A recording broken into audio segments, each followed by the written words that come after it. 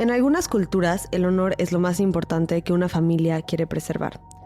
Claro que el honor y las acciones que desprestigian pueden ser injustas y subjetivas, pero en estas culturas, estos disque crímenes pueden ser castigados hasta con muerte. Y hoy vamos a hablar de una sobreviviente de este tipo de pensamientos, una mujer que fue abusada por su familia y a la que su familia quiso matar simplemente por honor. Hola y bienvenidos a un nuevo episodio de Ella sí les mató. Yo soy su host Emi y antes de meterme en el caso de hoy, quiero recordarles que tengo el Patreon donde pagando una suscripción de $3 mensuales pueden acceder a 2 episodios extras al mes. Ahorita estoy haciendo el caso de Ted Bundy. Él es uno de los asesinos seriales más conocidos, más famosos en el mundo. Se cree que tiene más de 30 víctimas, aunque solamente confesó haber matado a 30 mujeres y niñas, y muchas mujeres en el juicio se obsesionaron con él hasta el punto de defenderlo simplemente porque lo consideraban un hombre guapo y bien hablado. Así que no se lo pierdan y ahorita vamos a empezar con este episodio, que es como nada de lo que he contado hasta este punto en el podcast. Sí, creo que antes de empezar les tengo que advertir que va a ser un episodio bastante difícil de escuchar. Voy a estar hablando de violaciones. Sí, está un poco más fuerte de escuchar. Entonces, nada más les advierto y vamos a empezar.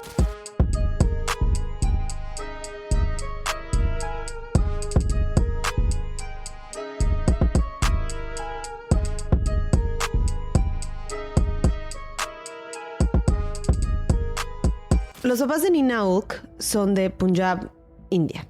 Y aunque emigraron al Reino Unido, su cultura sigue siendo una de las cosas más importantes en su casa, con tradiciones e ideologías que la distancia ni el tiempo afectaron.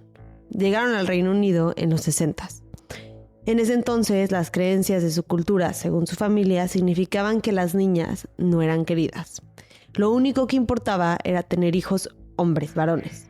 En el caso de Nina, esta creencia se fue a un extremo por la falta de niñas en su familia. Su papá tenía 6 hermanos y ella era la menor de 3, con 2 hermanos mayores. Así que su familia interpretó su simple existencia como una señal de mala suerte y algunos hasta de brujería. De hecho, cuando le hablaban a Nina en su casa, nunca le decían su nombre, a veces le gritaban bruja.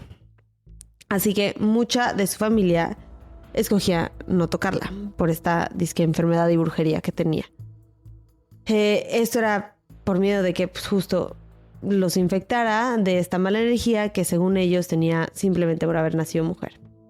A los 6 años, Nina permanecía la mayoría de su tiempo en su cuarto. Pero no era un cuarto común y corriente de una niña de 6 años. El suyo tenía lo mínimo: una cama sin almohadas, sin cobijas, nada de pintura o juguetes, ni mucho menos otros muebles. Y tenía prohibido salir de su cuarto más que para 2 cosas. 1 era ir a la escuela y 2 ayudarle a su mamá con tareas domésticas, como limpiar o cocinar. Fuera de eso, no interactuaba con los otros miembros de su familia. Tanto era el desdén de su familia que no podía verlos a los ojos. Siempre tenía que tener la cabeza agachada y la mirada en el suelo. Un comportamiento que le costó años de desaprender. Y creo que es un buen momento para hablar de cómo trauma psicológico y emocional como en el que ciertos comportamientos se le repitieron una y otra vez, forzándola a aprenderlos no solo como normales, pero hasta como instinto, algo que ella no tenía que pensar, sino simplemente hacía, son residuos de un abuso que puede acompañarla y acompañar a varios sobrevivientes de situaciones similares toda su vida, que solamente con mucho trabajo interno pueden llegar a superar y a desprenderse. Porque sí tiene que haber un tipo de esfuerzo para que tu cerebro reaccione y analice información de manera totalmente diferente a lo que está acostumbrada y lo que tuvo que aprender para sobrevivir todos esos años. Por ejemplo, en este caso, Nina tenía que no ver a otros miembros de su familia a los ojos, la mayoría de los cuales eran hombres. Inconscientemente, más grande, todavía le cuesta hacer contacto visual con ciertas personas. ¿Por qué? Porque su cerebro está condicionado a pensar que si ve a alguien a los ojos, significa que le van a pegar o que va a haber un castigo después. Y para que eso deje de pasar, son años de repetirle a tu sistema que estás a salvo, que no va a haber un castigo. Y creo que es importante ver cómo el trauma se refleja no solo en cosas grandes como ataques de pánico, fobias, pero también en las cosas chiquitas que sobrevivientes tienen que enfrentar todos los días, en las acciones que para muchos pueden ser de lo más normal y de lo que menos pensarías. Por la misma ideología de su cultura, no tenía derecho a hablar con su familia, solo podía responder con movimientos de la cabeza. Así que cuando era chiquita, no hablaba para nada. Y en las noches escuchaba con el oído puesto en la pared, en la puerta de su cuarto, la televisión que el resto de su familia tenía el privilegio de ver, pero ella no. Uno de los pocos consuelos que Nina tenía eran libros. Creía en los finales felices y sus libros le hacían tanta compañía que le daba nombres a sus libros y a veces se imaginaba que era Rapunzel y que un día alguien la iba a rescatar de su cuarto como a la princesa de su torre. Y algo que en una de las entrevistas que a mí me tocó mucho fue que Nina dijo que aunque pues esta infancia obviamente estaba llena de abuso psicológico, mental y físico, ella era una niña feliz porque ella no conocía, o sea, no tenía con qué otras cosas compararlo. Entonces, ella dice que ella era feliz y que ella se consideraba una niña feliz, ¿no? Obviamente buscaba mucho amor y no se lo daban, pero ella se consideraba una niña feliz. Algo que yo creo que también es choqueante cuando lo puedes llegar a internalizar un poco es que si Nina hubiera sido un niño, hubiera tenido una infancia totalmente diferente. Su nacimiento, para empezar, hubiera sido celebrado, no llorado, y su infancia llena de amor y aceptación, no de rechazo y desprecio. La diferencia entre las dos historias es algo que nadie, incluyendo a Nina, podía controlar, y eso era su sexo. O sea, la única diferencia en estas dos vidas era que ella era niña, algo que nadie podía controlar, menos ella. Y era una realidad para muchas, y una realidad para muchas mujeres en su cultura, pero también en otras muchas culturas, especialmente culturas machistas. Obviamente la relación de Nina con sus papás era muy complicada. Le tenía muchísimo miedo a los dos por el abuso físico que sufría a sus manos, pero también tenía una necesidad de que la amaran tan grande que todo lo que hacía ella, lo hacía para demostrar amor.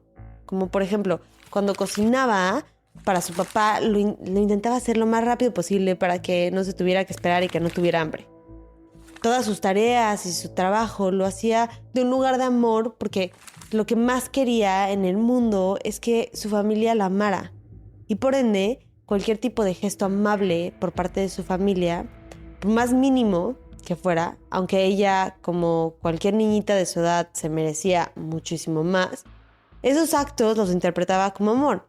Como por ejemplo, cuando su papá le regaló una caja azul que usaba como un escalón para poder alcanzar las cosas en la cocina con más facilidad.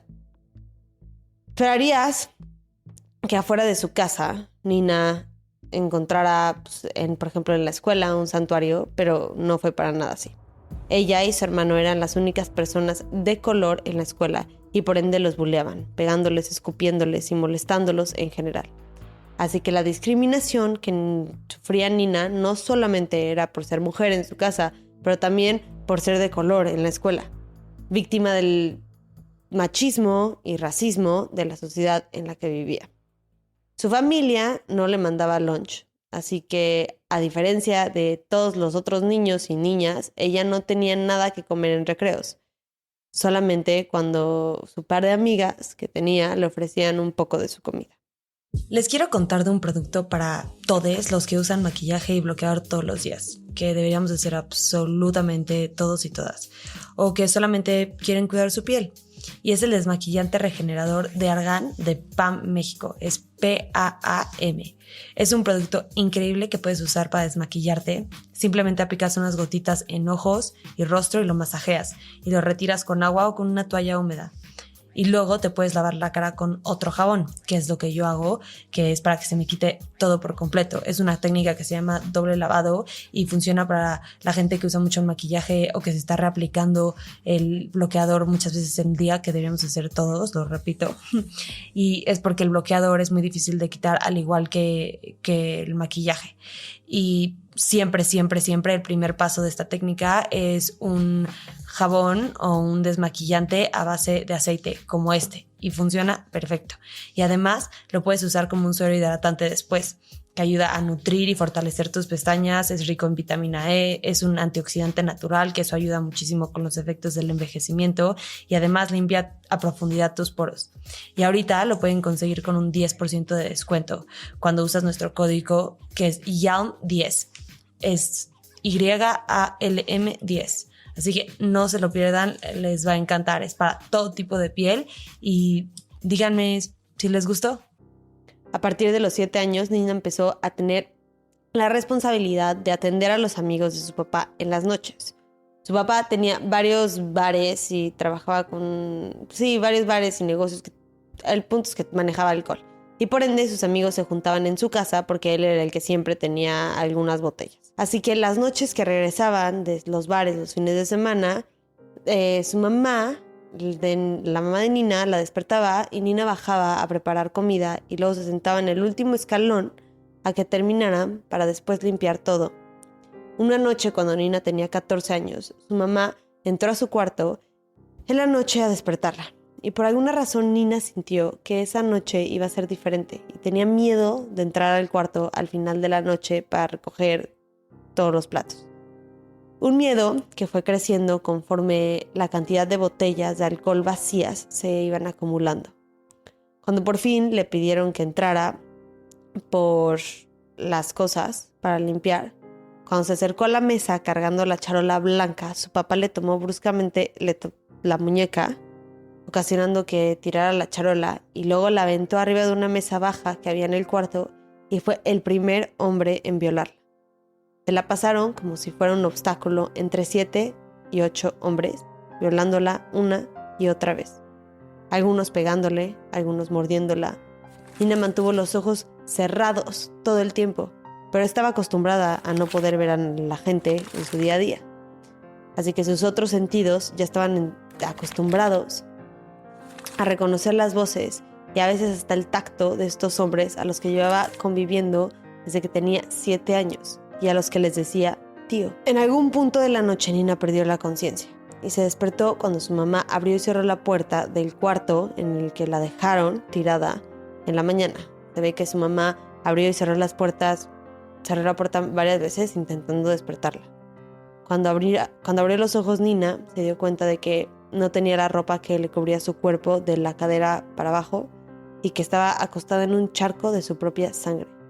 Y lo primero que pensó cuando vio las manchas de comida en las paredes y en la alfombra fue que le iban a castigar por el desastre y que no sabía cómo iba a limpiar esas manchas.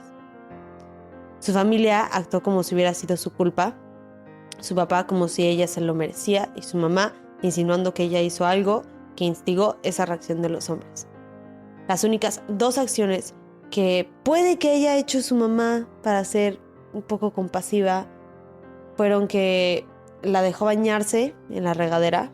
Normalmente solo la dejaban bañarse con una cubeta en su cuarto, pero esta vez la dejó usar la regadera. Una experiencia que Nina sufrió porque cuando el agua le caía, le ardía, especialmente en los lugares en donde tenía heridas abiertas, como las mordidas y cortadas que le dieron los hombres. Y la otra cosa que hizo su mamá fue darle una pijama nueva. Y no sé muy bien cuál era la situación que estaba viviendo su mamá, pero fuera de estos 2 actos no le ofreció ningún tipo de amor, ni un abrazo, ninguna explicación, nada. Porque además del shock del ataque tan brutal que Nina sobrevivió, Nina no sabía bien qué es lo que le había pasado. Obviamente nadie en su cultura o familia, y menos con ella, habían hablado del sexo. Y en su escuela, pues en ese entonces no tenían clases de educación sexual. Entonces ni siquiera sabía qué es exactamente lo que habían hecho y la implicación de sus actos. Sabía que no había estado bien y que había sido algo malo, pero no sabía realmente qué significaba para ella y su cuerpo. Todos los fines de semana, después de esto, cuando su papá invitaba a sus amigos, cada vez que entraba al cuarto, entraba temblando, sin saber si esa noche le iban a volver a hacer lo que le hicieron. Cuando cumplió 15, tuvo que decirle a su mamá que llevaba meses sin menstruar, y su papá vino por ella y la llevó a una clínica, y esa fue la primera vez que Nina se subió al coche de su papá. En la clínica vio a muchas otras mujeres y su papá la forzó a abortar. Después del procedimiento, era protocolo que las mujeres se sentaran en un lugar con pasto y una mujer que trabajaba en la clínica se acercó a Nina con una taza de té y le acarició el pelo. Y Nina se dio cuenta que esa era la primera vez que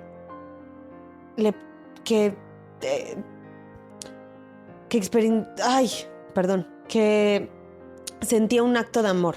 Esa era la primera vez que sintió algo, un gesto similar a lo que ella podía interpretar con amor.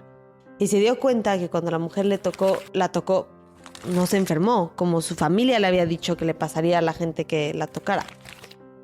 Cuando ingresó a su casa, sus papás se pelearon discutiendo el futuro de Nina porque, pues, para poder casarla era necesario que fuera virgen. Algo que pues, su papá le arrebató. Y aún así había sido culpa de Nina, según su papá. Las discusiones principalmente se centraban en 3 escenarios. El primero era que la regresaran a la India, que le encontraran un esposo al que pudieran engañar de su virginidad. La siguiente era regresarla a la India y matarla, porque obviamente nadie se daría cuenta en ese país, en donde está mucho más aceptado el homicidio y otros crímenes por honor. Y el tercero era que Nina se fuera a vivir a casa de uno de los hombres que la violó, el que la mordió y le dejó una marca. La intención de ese hombre era hacerla una esclava sexual para él, una sirvienta para su esposa, y le iban a casar con su hijo, quien estaba saliendo con una niña inglesa blanca, lo cual no era aceptable para la comunidad. Y así empezaron las negociaciones con su amigo. Las negociaciones obviamente eran de dinero y oro y el intercambio de una persona, como si fuera nada más que una esclava. Y pues, en los ojos de su familia la verdad es que prácticamente lo era. Y a los 16 se casó en una ceremonia casi falsa y se fue a vivir con esos extraños. Cuando llegó le quitaron todas las joyas que había usado en la ceremonia, al igual que toda su ropa y posesiones, y luego le enseñaron su cuarto, que era más como un closet con una pequeña cama y un espacio para poner ropa. Le dijeron que ella iba a dormir ahí mientras los demás miembros de la familia dormían arriba. Su experiencia en esta casa no fue ningún descanso del abuso que hasta ahorita en su vida, hasta ese punto en su vida había sido una constante. Y eso se los voy a contar en el siguiente episodio. Muchas gracias por escuchar este episodio de Y así les mató. La próxima semana les voy a traer la segunda parte de este episodio y de este caso, que la verdad es algo que pues, yo nunca había investigado algo así, tampoco sabía que era un problema tan grande. Y pues sí, nos vemos la próxima semana. Gracias, no se les olviden seguirme en redes sociales, no se les olvide de decirme si les está gustando el podcast, checar el Patreon, todo eso. Tengo también un grupo de Facebook que se llama Detectives, y así les mató. Detectives Yam, así lo encuentran. Y es para pues, que ustedes platiquen, que ustedes discutan casos, que me pidan casos a mí, que hagan preguntas. Y pues sí, nos vemos. Bye.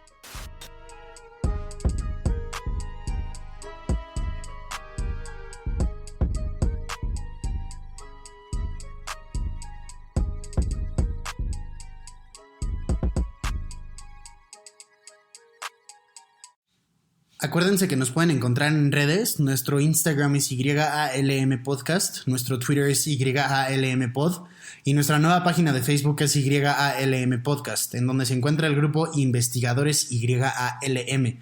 En este grupo vamos a estar teniendo discusiones respecto a los casos que vemos semana con semana, así que ahí lo pueden checar. Gracias, bye.